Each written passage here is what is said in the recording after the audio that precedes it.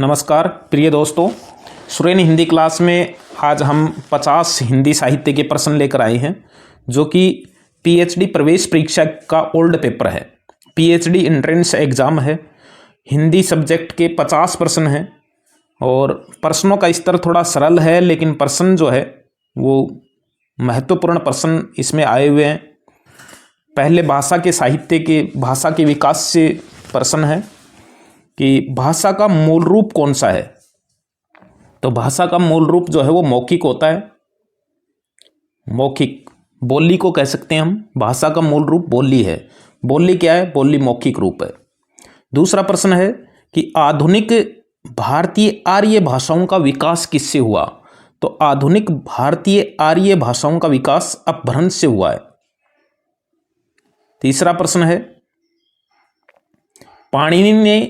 पाणिनि ने किस ग्रंथ के द्वारा भाषा को एक रूपता देने का प्रयास किया। तो वो अष्टाध्यायी ग्रंथ से किया है। राजभाषा अधिनियम कब पारित किया गया था। तो राजभाषा अधिनियम 1963 में पारित किया गया था। साहित्य के इतिहास के प्रश्न है। पांचवा प्रश्न है कि हिंदी साहित्य की भूमिका ग्रंथ का लेखक कौन है। तो हिंदी साहित्य की भूमिका ग्रंथ का लेखक है हजारी प्रसाद द्विवेदी। आचार्य रामचंद्र शुक्ल ने हिंदी साहित्य के प्रारंभिक काल से किस नाम से अभिहित किया गया। तो उन्होंने वीरगाथा काल जो है वो नाम दिया था आदिकाल का। सातवां प्रश्न है भक्तमाल के रचयिता कौन है। तो भक्तमाल नाभा दास की एक बहुत ही प्रसिद्ध रचना है। डॉक्टर नगेंद्र के अनुसार भक्ति काल का समय क्या है। तो वो 1350 से लेकर 1650 ईस्वी तक जो है डॉक्टर नगेंद्र ने भक्ति काल का काल माना है। साखी शब्द से क्या आशय है। तो साखी शब्द से आशय है साक्षी, गवाह। 10 का प्रश्न है पद्मावत में पद्मावती किसका प्रतीक है। तो पद्मावत में पद्मावती जो है वो परम सत्ता का, परमात्मा का या बुद्धि का प्रतीक है। परम सत्ता भी उत्तर आ सकता है, परमात्मा भी आ सकता है और बुद्धि भी उत्तर आ सकता है। अखरावट किसकी रचना है। तो अखरावट एक एक अक्षरों के ऊपर लिखी गई जायसी की रचना है। 12 का प्रश्न है जाके प्रिय न राम वैदेही पंक्ति किस कवि की है। तो ये तुलसीदास की पंक्ति है। तुलसीदास रचित सबसे छोटा ग्रंथ कौन सा है। तो इनमें से रामलला नहत्सु जो है ये सबसे छोटा ग्रंथ है तुलसीदास का। गीत गोविंद की रचना किसने की। तो गीत गोविंद की रचना जो है वो जयदेव ने की थी। 15 का प्रश्न है कि सूरदास का लीला वर्णन किससे प्रभावित है। तो सूरदास का लीला वर्णन जो है ये भागवत पुराण से जो है वो प्रभावित है। रीति काल को श्रृंगार काल की संज्ञा देने वाले विद्वान कौन है। तो रीति काल को श्रृंगार काल जो है ये विश्वनाथ प्रसाद मिश्र ने जो है वो कहा था। देखन में छोटे लगे घाव करें गंभीर। इस उक्ति को किस कवि की रचनाओं ने चरितार्थ किया है। तो वो बिहारी के दोहों के लिए ये कहा जाता है। 18 का प्रश्न है कि निम्न इनमें से किस कवि ने लक्षण ग्रंथ नहीं लिखा है। तो इनमें से घनानंद ने नहीं लिखा है क्योंकि घनानंद जो है वो रीतिमुक्त कवि था। हिंदी साहित्य में आधुनिक हिंदी साहित्य के सूत्रधार कौन है। तो आधुनिक हिंदी साहित्य के सूत्रधार जो है वो भारतेंदु हरिश्चंद्र को माना जाता है इनमें से। 20 का प्रश्न है किस कवि को आधुनिक हिंदी साहित्य का बापू कहा गया है। तो बापू जो है वो सियाराम शरण गुप्त को कहा जाता है आधुनिक हिंदी साहित्य में, जो कि मैथिली शरण गुप्त के भाई थे। 21 का प्रश्न है कि हिंदी वर्णमाला के वर्गीकरण का सही क्रम क्या है। तो पहले तो कंठ है, फिर तालव्य है, फिर मूर्धन्य और दंत्य। ये इसका उत्तर हो जाएगा। किस कवि ने मैंने मैं शैली अपनाई का दावा किया? तो ये निराला ने किया था। 23 का प्रश्न है, इनमें से कामायनी का अंतिम सर्ग कौन सा है? तो कामायनी का अंतिम सर्ग जो है वो आनंद है, चिंता पहला सर्ग है। महादेव वर्मा की यामा में कितनी कृतियां सम्मिलित हैं? तो यामा जो है इसमें 4 कृतियां जो है वो शामिल हैं, और 4 कृतियां जो है वो नीरजा है, निहार है, रश्मि है और सांध्य गीत है। 4 रचनाएं शामिल हैं। गुंजन किस कवि का काव्य संग्रह है? तो गुंजन जो है वो सुमित्रानंदन पंत का काव्य संग्रह है। इनमें से कौन सी कहानी प्रेमचंद की नहीं है?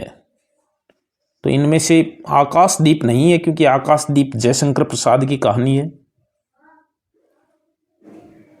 नई कहानी की शुरुआत लगभग कब से मानी जाती है? तो नई कहानी की शुरुआत लगभग 1960 से मानी जाती है। फूलों का कुर्ता कहानी का लेखक कौन है? तो फूलों का कुर्ता लेखक कहानी का यशपाल की कहानी है। आपका बंटी उपन्यास किसका है? तो ये मन्नू भंडारी का है। जिंदगी 50-50 किस पर आधारित उपन्यास है? तो जिंदगी 50-50 जो है ये किन्नर के जीवन के ऊपर आधारित है, और इसके लेखक हैं भगवंत अनमोल। भगवंत अनमोल का ये उपन्यास है जो किन्नर जीवन पर आधारित है। अंधेर नगरी किस प्रकार की करती है? तो अंधेर नगरी एक नाटक है भारतेंदु हरिश्चंद्र का। इनमें से कौन सा काव्य नाटक शिव एवं सती के प्रसंग पर आधारित है? तो शिव और सती के प्रसंग पर आधारित एक कंठ विस्पाई है। कबीरा खड़ा बाजार में नाटक के लेखक हैं, तो ये भीष्म साहनी का नाटक है। 34 का प्रश्न है, हंस किस प्रकार की पत्रिका है? तो हंस एक मासिक पत्रिका है। 35 का प्रश्न है, काव्य शास्त्र का प्रथम आचार्य किसे माना जाता है? तो प्रथम आचार्य भरत मुनि को माना जाता है, 2री शताब्दी मानी जाती है इसकी। रमणीयार्थ प्रतिपादक शब्द काव्यम किसे कहा जाता है? किसे कहा है, किसने कहा है? तो ये पंडित जगन्नाथ की पंक्ति है, और 17वीं शताब्दी के हैं पंडित जगन्नाथ, रस गंगाधर के लेखक हैं। नाट्यशास्त्र किसकी रचना है? तो ये तो भरत मुनि की रचना है, 2री शताब्दी। कला के लिए सिद्धांत के प्रमुख प्रवर्तक कौन माने जाते हैं? तो प्रमुख प्रवर्तक इनमें से ऑस्कर वाइल्ड हैं। अंधेरे में किसकी रचना है? तो अंधेरे में मुक्तिबोध की रचना है। इनमें से कौन सी रचना कविता संग्रह धूमिल का है? तो इनमें से कल सुनना मुझे, ये धूमिल का रचना संग्रह है, कविता संग्रह।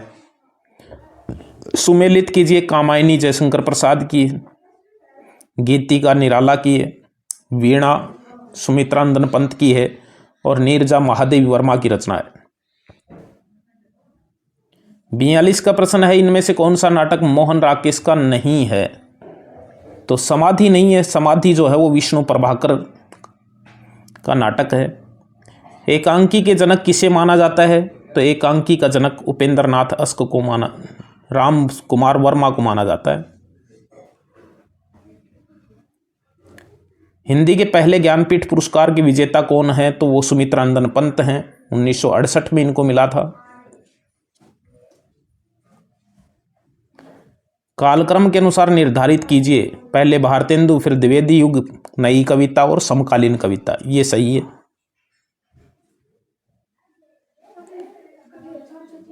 ऑडिटर हिंदी का पर्यायवाची शब्द है लेखा परीक्षक। दस्तावेज का अंग्रेजी पर्यायवाची शब्द होता है डॉक्यूमेंट्स।